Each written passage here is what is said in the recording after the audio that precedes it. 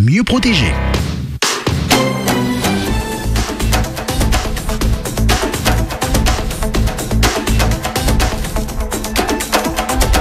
Et nous sommes partis pour le 18h de la rédaction. L'information de ce mercredi 21 avril 2021. Et nous commençons par les titres avec Arnaud Berry-Lolcerdaire. Bonsoir Arnaud. Bonsoir Royan, bonsoir à tous. Dans l'actualité de ce mercredi, l'enseigne Super U de Saint-Laurent du Maroni retire son annonce d'appel à la vaccination. Un partenariat avec l'ARS pour inciter la vaccination contre le Covid-19. Une méthode peu appréciée par certains élus et très critiquée sur les réseaux sociaux. Aujourd'hui, le 21 avril, une date historique, l'État, les élus et le collectif pour la Guyane décollée signaient les accords de Guyane, un protocole qui a mis fin à 2 mois de mouvements sociaux. 4 ans après, l'association Trop Violence regrette que le suivi de ces accords soit laissé à l'abandon. On parlera aussi de ce Fab Lab inauguré à Kourou, un projet à l'initiative du CNES, d'Ariane Group, du rectorat et de l'université. Il est ouvert à tous, mais qu'est-ce que c'est un Fab Lab? Réponse dans quelques instants. Enfin, si vous voulez vous lancer dans le cinéma, une boîte de production est à la recherche de visages pour 2 projets de films avec ou sans expérience. On y revient.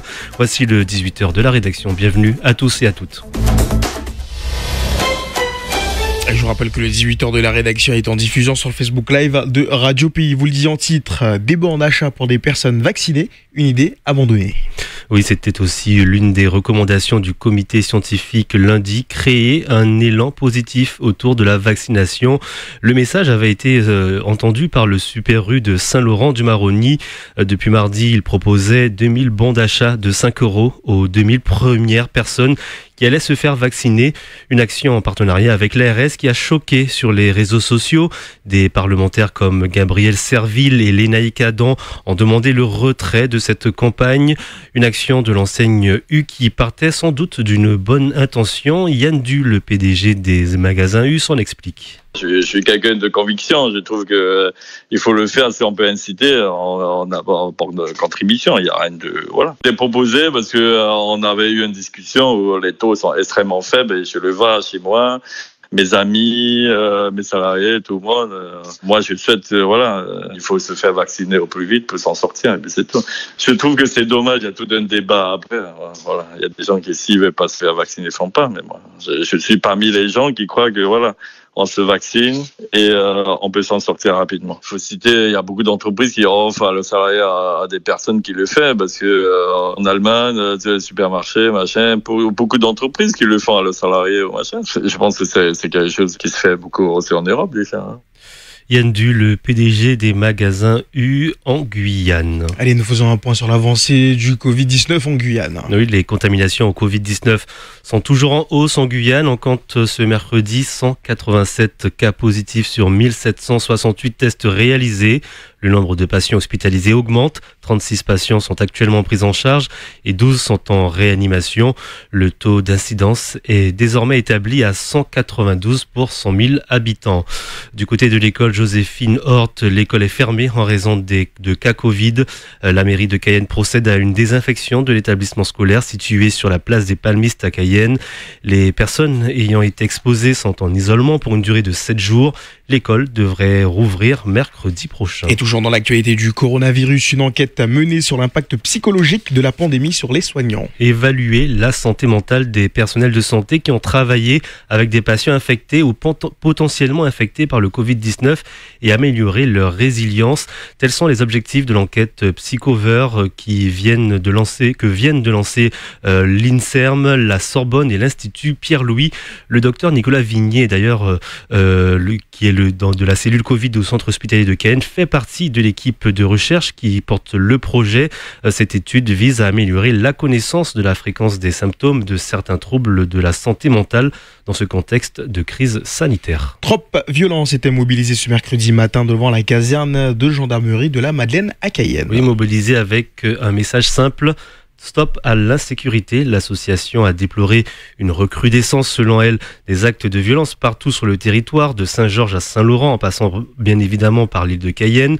Depuis plusieurs années, le comité de suivi pour plus de sécurité en Guyane n'est plus reçu par le préfet en personne, ce que déplore Olivier Goudet, le leader du mouvement Trop Violence, et qui, 4 ans après les accords de 2017, a envoyé un message au préfet de Guyane. On l'écoute. Dans la période de Patrice Faure, le comité de suivi se faisait.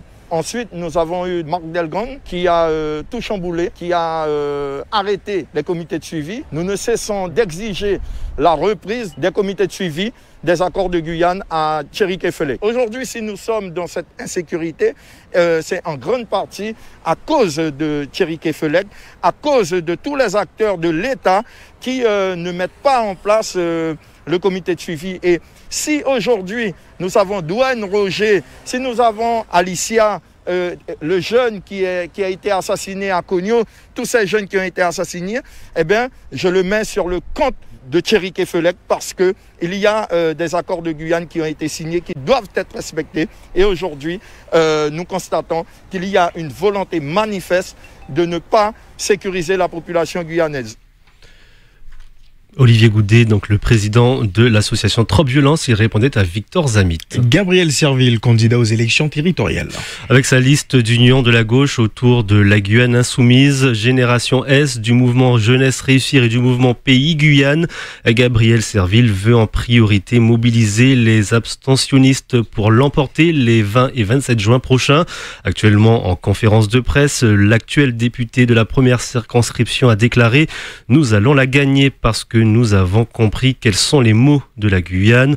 On ne veut pas rester dans cette litanie de mauvais effets. Arrêter de se plaindre et hisser la Guyane au rang de carrefour mondial d'excellence. » Fin de citation. Radio Pays, la suite du journal. Arnaud Béhari, Lol-Sirder. Le reste de l'actualité, la concession en Guyane automobile cambriolée cette nuit. Oui, les malfrats ont visité les locaux et les bureaux de la concession Zone Terca à Matoury avant de repartir avec du matériel informatique et de nombreuses clés de véhicules.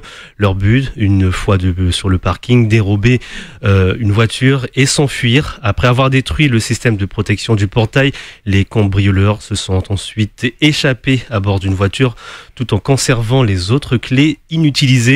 Le montant de ce vol est toujours en train d'être évalué, nous indique un responsable de la société. Ce n'est pas la première fois que cette concession est visitée par un cambrioleur. L'année dernière, les véhicules avaient été dérobés à chaque fois, ou presque. Ils ont fini par être retrouvés à Cayenne ou dans d'autres quartiers de l'île de Cayenne. Une plainte a été déposée à la gendarmerie. Un Fab Lab a ouvert ses portes à Kourou.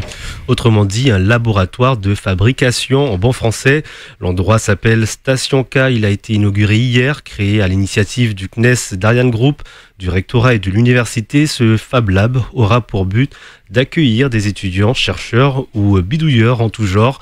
Objectif, démocratiser l'utilisation des outils et des connaissances en rapport avec le numérique et le spatial. C'est ce que nous explique le trésorier de l'association Guyane Concept, Bruno Hérin. Un Fab Lab, c'est un endroit où on vient faire des choses. Et dans le principe de Fab Lab, il y a le faire et il y a l'open source, c'est-à-dire ce que je fais, je peux discuter avec les autres, je le documente et je le mets à disposition des gens. C'est-à-dire que c'est donc un lieu où on vient faire des choses et avec les autres. Les gens aujourd'hui associent le Fab Lab à une imprimante 3D et encore plus en métropole, parce que c'est un peu plus développé, à une découpeuse laser. Après, ça va plus loin que ça, c'est vrai. Si les gens ont envie de développer des drones marins, ils vont développer des drones marins et on deviendra une structure qui développe des drones. Si demain il s'agit de faire des inspections de terrain avec des drones, mais sous un format cette fois-ci de photogrammétrie, de modélisation 3D, pourquoi pas, on prendra aussi cette forme. Mais effectivement, le socle de départ, c'est de dire on a des outils de fabrication et les gens, les makers, peuvent venir fabriquer leurs objets. Nous sommes Kouroussiens et c'est en fait un Fab Lab, ça se fait chez soi en fait, ça se fait dans un espace qu'on connaît. Nous, l'idée de QN Connect, c'est qu'on a chacun nos réseaux. On a des Kouroussiens qui travaillent dans l'industrie spatiale, il y en a qui travaillent à l'UT, il y en a qui travaillent dans le milieu de la recherche, il y en a qui sont dans le milieu associatif. Et en fait, faire un Fab Lab, c'est simplement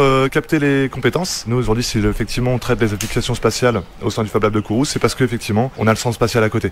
Voilà, il s'agit d'Anthony Letti, le directeur de Station K. Il expliquait justement à quoi servait donc le Fab Lab au micro d'Edmé Doudi. La circulation a repris normalement ce matin du côté de Montlucas à Cayenne. Retour à la normale après ce coup de colère des chauffeurs de bus de la CEMOP. Hier, les chauffeurs de la ligne 3 avaient décidé de ne plus desservir cette zone jugée trop dangereuse après de nouvelles violences entre passagers à Montlucas. Et une boîte de production guyanaise à la recherche d'acteurs. La boîte Aldabra Film lance un casting en Guyane. Ses équipes sont à la recherche de nouveaux visages pour 2 projets qui seront tournés en Guyane fin août pour le premier film et en décembre pour le deuxième. 2 films, un sur Haïti et l'autre sur le Brésil. À cause de la crise sanitaire et politique dans ces 2 pays, les équipes de production ont préféré tourner en Guyane.